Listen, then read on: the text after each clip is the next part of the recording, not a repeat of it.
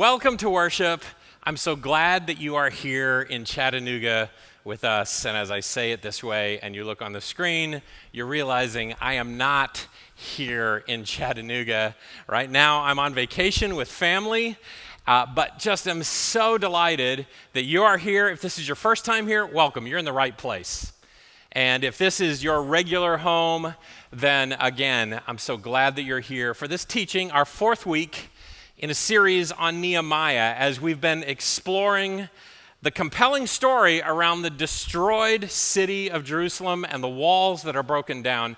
As we get rolling in to Nehemiah chapter 3 into 4, I want to read this from 2 Corinthians, this that Paul wrote. I don't know what your week has been like, your month, your year, but for some of us, this might speak a little truth, maybe even painfully so. In 2 Corinthians 4, Paul writes in the 8th and 9th verses, "We're pressed on every side by troubles, but we're not crushed.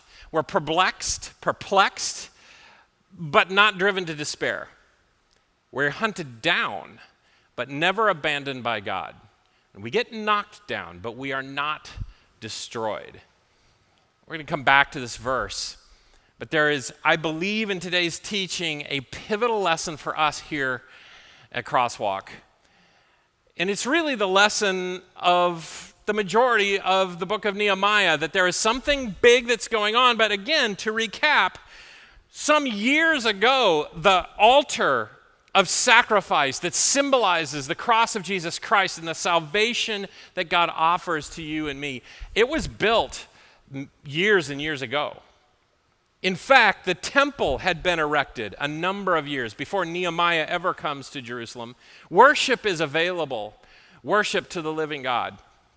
The problem is that the city is not safe. The problem is there aren't walls that protect community. And again, we have all witnessed dangerous church walls going into places that were not safe. And let's be honest about it.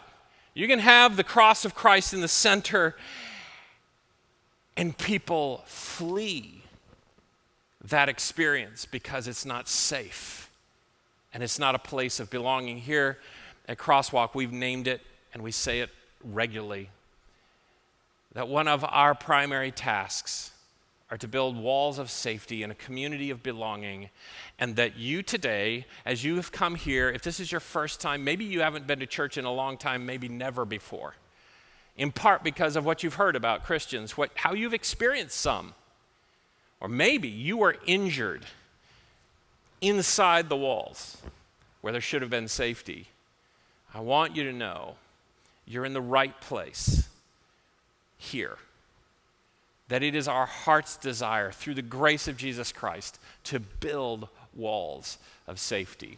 Nehemiah chapter 3 starts out, and just be honest, if you decide you're going to just for a devotional time read Nehemiah 3, it's a little rough. It's a little tough sledding. There's not a lot of what seems devotional about it. There are a lot of names that are hard to pronounce. I'm going to pretend I know how to pronounce them, and you're just going to go along with it, okay? So chapter 3, verse 1, it goes this way. Then Eliashib, the high priest, and other priests started to rebuild at the Sheep's Gate.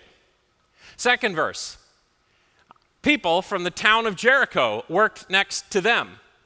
The Fish Gate was built by the sons of Hassanah. The old city gate was repaired by Joiada, son of Paseah, and Meshullam, son of Besadiah. Go confidently. Next to them were Melatiah from Gibeon, Jadon from Maranoth, people from Gibeon and people from Mizpah. In fact, a few verses later, the Valley Gate was repaired by the people from Zanoah, led by Hanan. Here's the thing. All those crazy words and names that we don't typically use in our neighborhoods today, maybe one or two, I guess. But there is a screaming point that Nehemiah is making that we could easily miss because we drifted off somewhere in those first verses of Nehemiah chapter 3. And that is this. Have you noticed it? in all these circumstances, there are these places of the wall, and this wall ends up being built in 52 days. It's a crazy task. The work of God is done in groups. I challenge you to look too far through Scripture and find where this is not true. That it's groups of people, sometimes families. Every once in a while it's in twos, 2 by 2. You notice Jesus never sends people out just one. Doesn't seem to do that. God works in groups. And somehow, have you not noticed it? That when you are partnered with another person, something more comes out from you. Sometimes it's an idea that you never would have had, except they said this, and then you said this, and they said that, and then next thing you know, sparks flew, and an idea emerged that neither one of you were capable of coming up with unless you interacted with each other. Or how about the quitting point you approached, only to realize that a group of teenagers that you're working with on a mission trip aren't about to quit, and you can't be the old guy who quits. We spur one another on. We get the best out of each other. In fact, now your expertise has an opportunity to shine because it's needed, and it's not somehow orphaned off into a place where the expertise will never be enough anyway, but it's partnered with others, and the work flourishes. There is a truth. Every once in a while, because again, we have these experiences and sometimes they're painful, or maybe the church seems just absolutely irrelevant, and we jump in to say, but the thing is, we're not saved by the church anyway. So I think I'm just going to stop coming. And we go off alone. And often our relationship, our walk with Jesus, tails off, drifts off. Every once in a while, miraculously, we hold on. But no matter how difficult your experience has been in church, I want to say to you today, and maybe somebody is listening to this on the podcast or watching it on YouTube. Maybe it was COVID that has caused you to disconnect, uncouple from a body of believers, and you're finding truth and teachings that matter on YouTube or on podcasts. I want to say to you, there is no substitute for being present with the body, to being on the wall next to someone, trowel in hand, working on the walls. The 6th verse says, "At last the wall was completed to half its height around the entire city, for the people had worked with enthusiasm." That's in the 4th chapter. A few things happened before it we'll get to, but I love the way the New American Standard Bible says the last little part of this. It puts it this way: for the people had a mind to work. If you've been around someone who had a mind to work, right?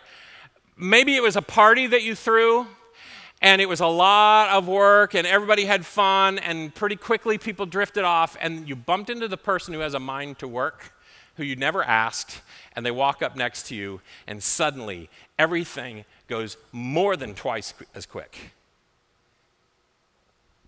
I've had that experience where I've been working hard on an event, and the event was a success, and it was just so much work, and now it's over, and how quickly people drift off because they got what they came for.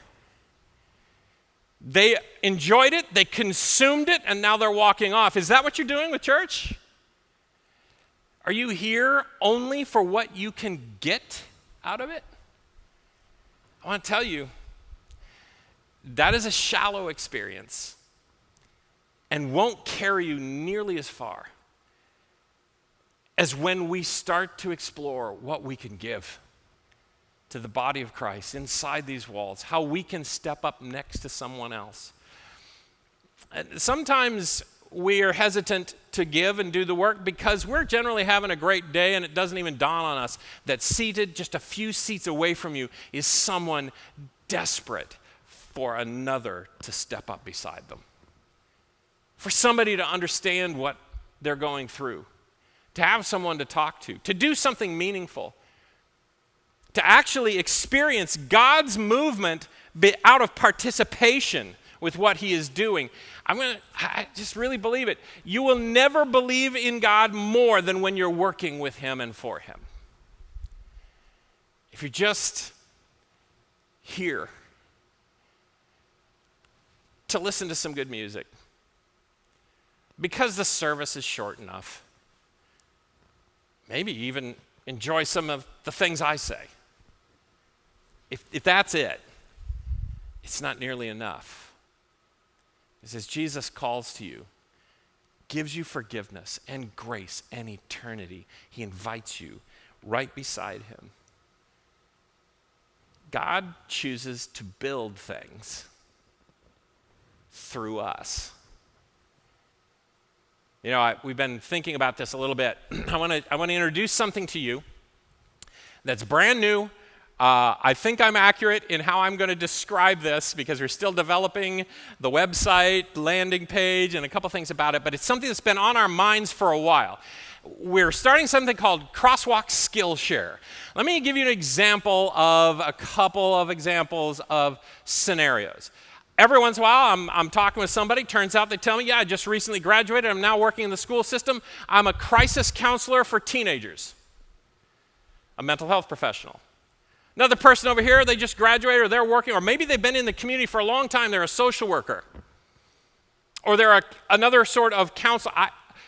As we grow, more and more profound opportunities arise where I wish I had a team of people that I knew, that I was networked with, that I could call upon, or that was giving advice in the area of mental health.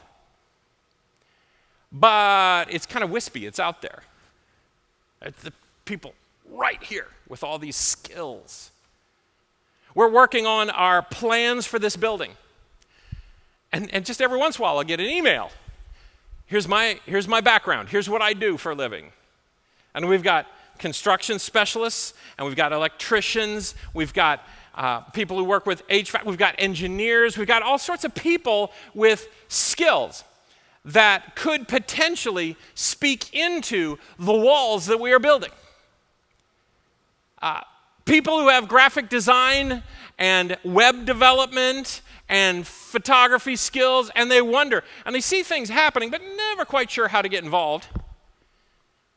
Maybe one of the most obvious ones is as musicians, but you might just be holding back just a little bit because it seems like it's covered. It's been taken care of. What we want to do is we want to launch an opportunity for people to speak into our community with what their skill sets are, what they do, so that at the very least, we can get them together for a conversation. Because here's what I've discovered. When I sit and talk with people who are construction specialists, or facilities management specialists, HVAC repair folk, and on and on and on it goes, I say one thing to them, and they say, oh, well, you know who also comes? No, I did not know. I had no idea what their background was. We are jovial with each other. We love each other. It's a beautiful thing in worship, but what if we built our networks? It's I think, such an interesting illustration of powerful work that Nehemiah decided, I'm going to put this group together, and they're going to attack that part of the wall. And then there's this group, they're going to go after this portion of the wall. And whether it's because it was close to where they lived, or maybe the priests, it was close to where the temple was, or it had some application or implication there, I don't know. But there's context to all of this, right? And as we go about attempting to build the walls of this community, we should know who we are and who has what skill. And so if you want to get involved in this, or at least check it out, in your seat, on the seat back card is a QR code, a general QR code where you can go to get announcements and so forth. But you're going to click on that and you look for the Crosswalk Skillshare tab. You click on that. And there will be a message about how we're building a network of people that can reach out when specific needs or opportunities arise. You're not making a commitment by clicking in there. You're not making a commitment by actually sharing a little bit about what you do or where you have some skills. You're actually saying, I'm willing to be at least a part of a conversation, because what we will do with that information is we'll invite you to a specific conversation. If you're somebody who has this area of skill with others that also have those kinds of skills. And we're just going to talk about what God might be up to that could involve it. Now, I just want to say to you, I am always very aware and interested in knowing if you're the kind of person who, when you come to work on what God is doing, you'd like a change of pace.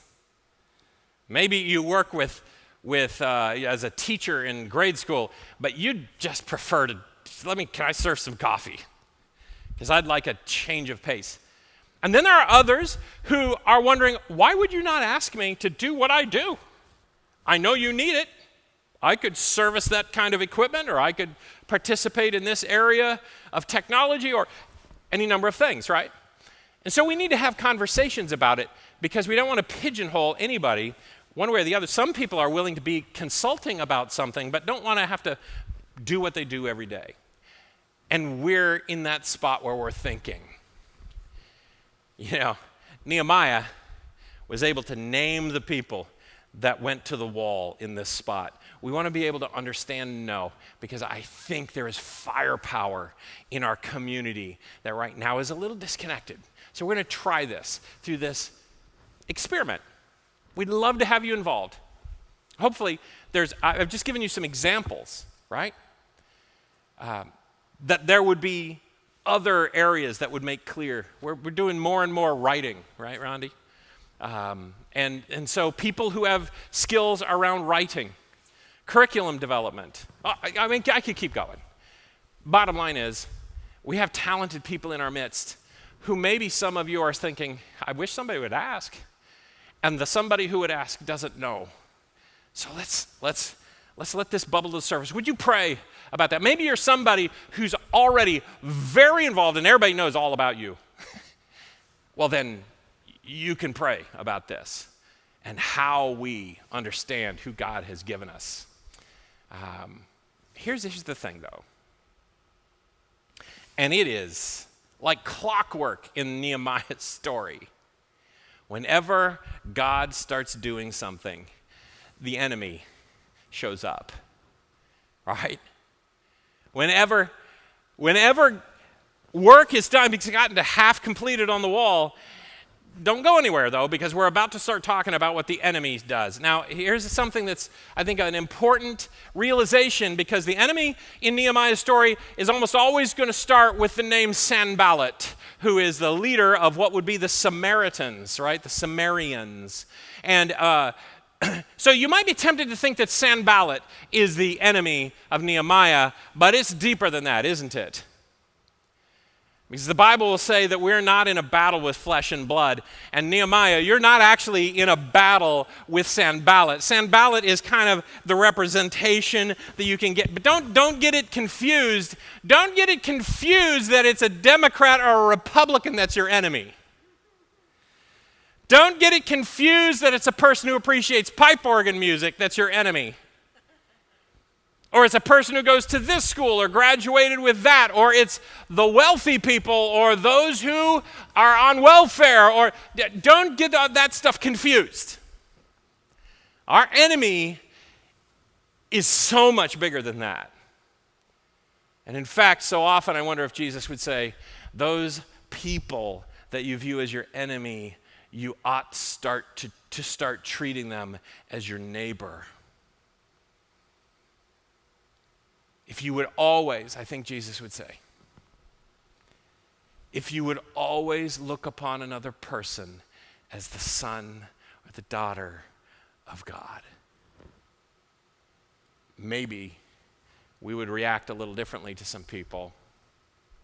In the midst of it, I think this story exposes some things, and we'll look at them in upcoming weeks in slightly different ways, week by week. But here in this episode, I want you to check out this. I think there are 4 favorite weapons. There could be others too, but 4 favorite weapons of the enemy that I'd like to talk about. The first one has already kind of come clear in the first part of the story from Nehemiah chapter 1 and on. Nehemiah spends a lot of time on his knees in prayer, fasting. He has conversations. He looks at the walls himself. He listens, and then he identifies with and moves forward. But one of the easiest ways to derail the community of God, to keep walls from being built, is through confusion, lack of vision, lack of clarity, no one willing to make decisions. And one of the easiest ways is if we would not actually create a community at all, but we'd all go on our own. That dwarfs the vision of God. Do you know the New Testament writers spend no time whatsoever arguing about whether you should be a part of a church? They assume it as the best way. So Paul doesn't say, look, you should always, there will be comments about not forsaking the assembly of, but he'll just go racing into metaphors that demand that we're together, like the body metaphor. That some of you are a knee, and some of you are an eye, and some of you are a shoulder, that we are a body together. Otherwise, he's describing a horrific story of dismembered body parts. And all too often, we would grow frustrated and volunteer ourselves for the body part heap. But that lack of vision will cripple us. Second great weapon of our enemy is insult and derision. Insult and derision. In Nehemiah chapter 4, the first couple of verses, Sanballat, here he goes. Sanballat was very angry when he learned that we were rebuilding the wall. He flew into a rage and mocked the Jews, saying in front of his friends and the Samaritan army officers, what is this bunch? Sorry for that advancement. Let's go back, if I can. There we go. What does this bunch of poor, feeble Jews think they're doing? Do they think they can build the wall in a single day by just offering a few sacrifices, taking a shot at their work, taking a shot at their worship, all in one? What do you think you're doing?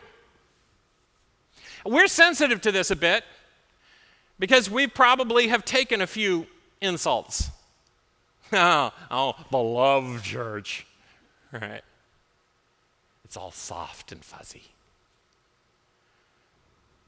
Honestly, oftentimes our knee-jerk reaction is to insult back. But that is absolutely a tool of the enemy. Sanballat goes on, do they actually think they can make something of stones from a rubbish heap, and charred ones at that?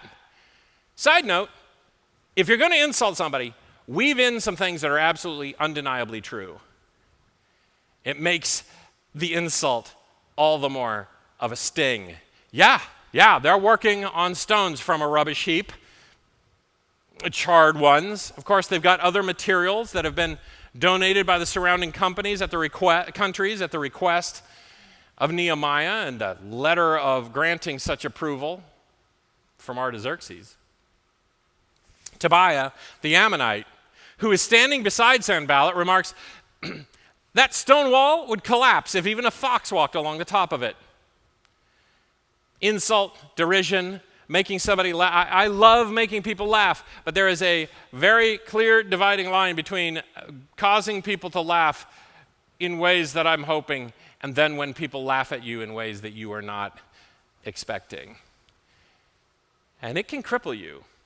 It can cause you to shrink back, to back away, to stop, and to walk away from the wall. Nehemiah, then I prayed, hear us, our God, for we are being mocked. And there are two key points in this verse. First is when you have a habit of prayer, a conversation with God, you are never the butt of the joke. Because Jesus, the one who says, take my yoke, this oxen team harness, be harnessed with me and I'll pull the load. If you are mocked as a Christian, Jesus is in the front of the line for the mockery. He will never ask you to go where he is not there. And so, in the midst of this difficulty, Nehemiah goes to the place of his habit, to prayer. But also notice this. He doesn't just say, pray and be happy. Everything's fine. He doesn't diminish what's happening or put on this false happy face. We are being mocked here, God. Go to God, but go to God with the truth. He can handle it. When you're frustrated, when it's difficult, when there's a problem on the wall, He can take it. So go straight to Him in the midst of this kind of situation and the mockery. And it's after this that, in fact, this verse shows up for the people had a mind to work. It's after they've been mocked, after they've been insulted, that Nehemiah says, we prayed, we put it before God, we admitted the sting, and it did all the difference. We had a mind to work. You know, it doesn't happen a lot right here, right now, or at least it doesn't feel like it does. Somebody here might have experienced this, but regularly throughout history, there is an escalation from mockery to violence. And I don't believe that we're just beyond that. It hasn't happened to me yet. But it did happen to Jesus. And He says, come, take up a cross that may even bring about harder things than insults. When Sanballat and Tobiah and the Arabs, Ammonites, and Ashdodites heard that the work was going on ahead and that the gaps in the wall of Jerusalem were being repaired, they were furious. They all made plans to come and fight against Jerusalem and throw us into confusion. So what do you suppose they did? They could have gotten together and whined. They could have talked about the fact that, well, we had a preacher come through and say that if you give your heart to God and if you do some work for Him and if you give your $1,000 seed money, all will be well and you'll get everything you want and everything, right? You follow Jesus and you get the job and you get the girl and you get the house and you don't get cancer. No, trouble comes. And Jesus says, in this world, you will have trouble. Trouble comes.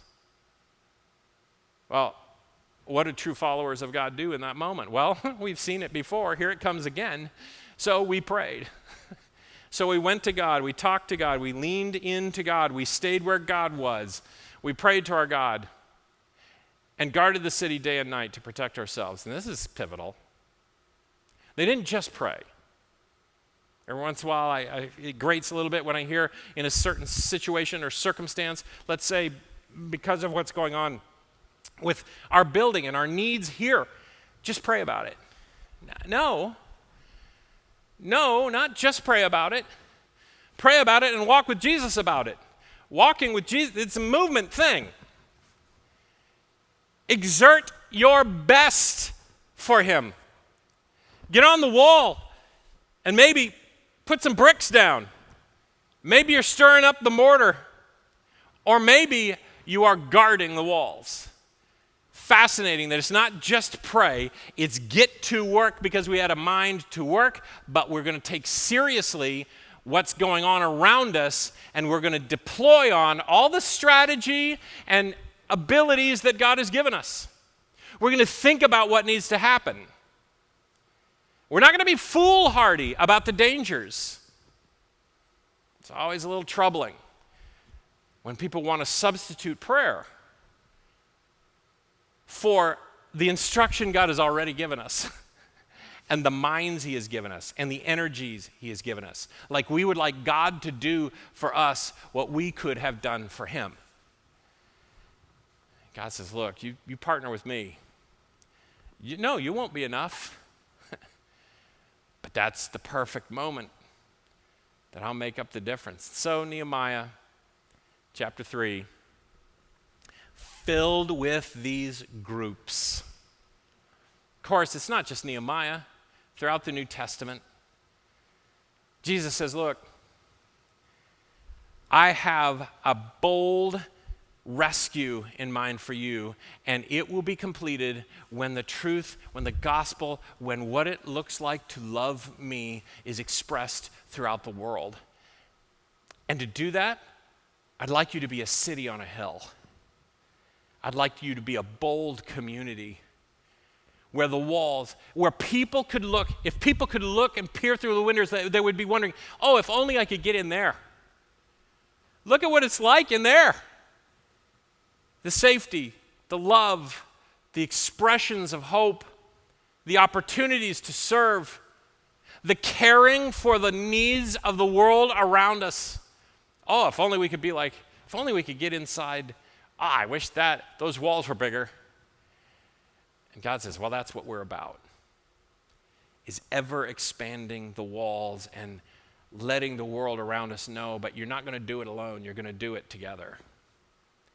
Even in the most difficult, desperate places on the planet, Jesus would send them by twos at least.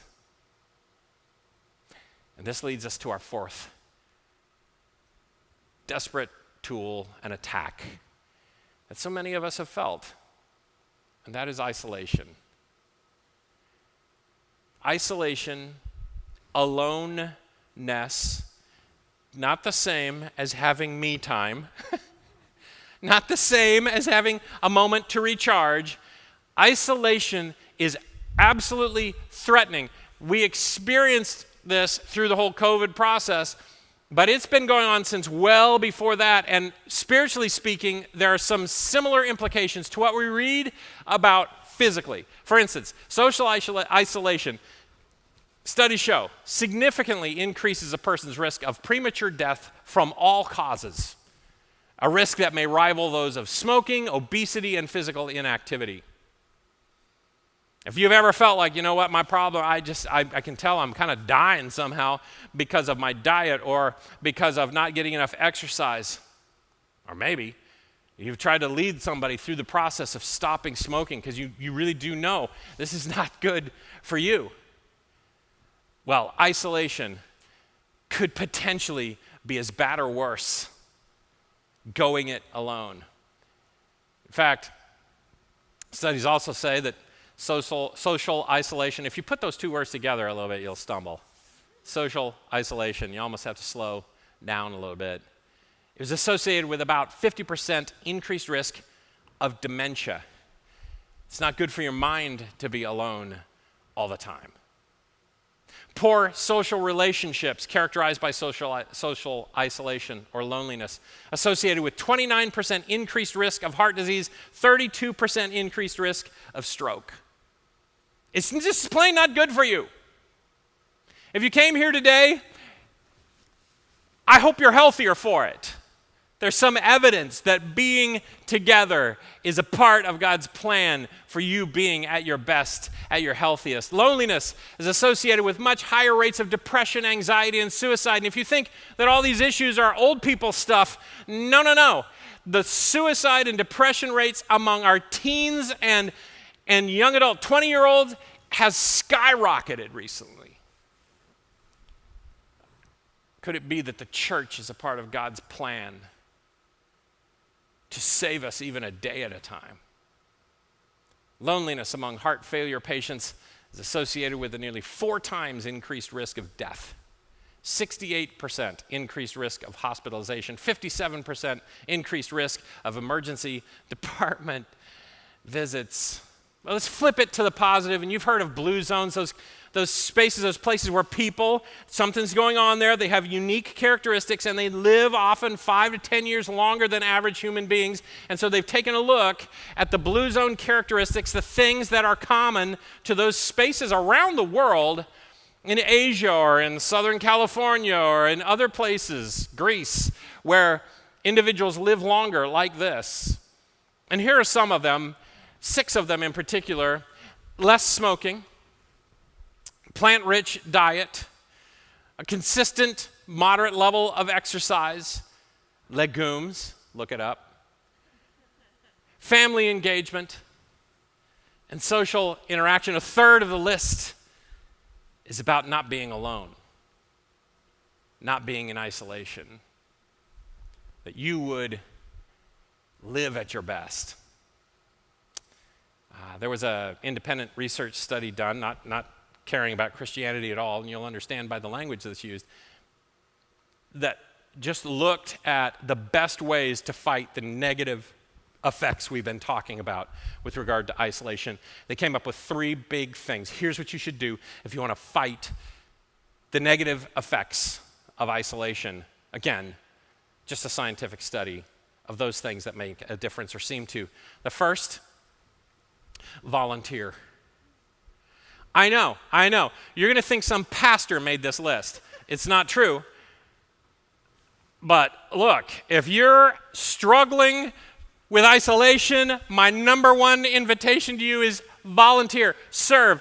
What better place? Come on, be a part of this family, building the walls. We've talked about one way that you could get involved in groups that are talking about just brainstorming in different categories. But you can also just go to our website.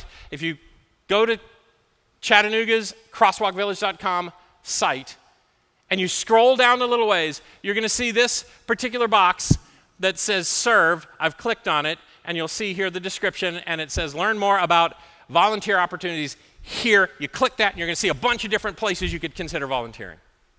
All right, so that's 1. 2, find group meetups.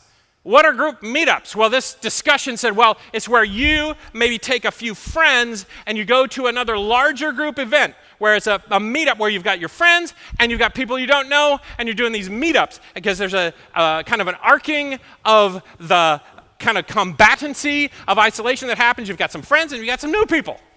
Where can we find such a thing? Weekly, maybe. Yeah. Right here.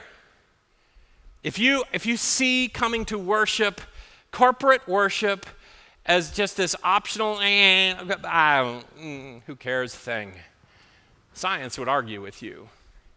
You should schedule meetups. And then there's this one, attend dinner parties. Dinner parties. Well, so like you with a smaller group in somebody's home, you go to a dinner party, you're there with a group of, 4, 12. Yeah, you know what I'm about to say, don't you? Those of you that are part of Crosswalk here, we've been telling you, you got to get involved in Crosswalk groups. You get involved in a bunch of different ways, but you deserve to live in friendship, in community. So if you click on the Crosswalk groups, but you can see what kinds of groups. They're divided by different categories. You can decide you want to start one, or one you've got already going, you want to register it, or maybe you want to get involved in helping to lead. You're not even sure how that would work. You can sign up and get involved. We'll help teach you how to be a facilitator or a host. Look, this isn't just like some volunteer or small group drive. This is an expression of what Paul was saying. Do you notice something about this verse? We are pressed on every side by troubles, but we are not crushed. We are perplexed, but not driven to despair. We are hunted down, but never abandoned by God. We get knocked down, but we are not destroyed. We are not destroyed. There's power in being together, in the community. It's what makes this story of Nehemiah so worthwhile. It's a call to build the walls of belonging. We've thrown out some ideas. You may have your own. Just know this. We are absolutely committed to building walls of safety and community in which at the center is the cross of Jesus Christ. And so we're going to stand and sing. We're going to sing about the grace of Jesus Christ because that's what it's all about. But the first lines, don't miss the first lines. People come together strange as neighbors. Our blood is one. Lord God, thank you for being right here with our family, even while I am away. And you know right now my heart is longing to be here in person, not video, but Thank you for making up all the difference. Someone here has come from a past of being bruised by what goes on inside the walls. Someone here has never been to a place that they even considered the possibility that they are safer by being inside this church than they would be if they weren't. Others of us, we know the healing, we know the love, we know the belonging. And so we all lean in together to you, and we sing about your grace. We claim your forgiveness, and we pledge ourselves to be more than people who would come here just to see if we can get something to consume and then forget.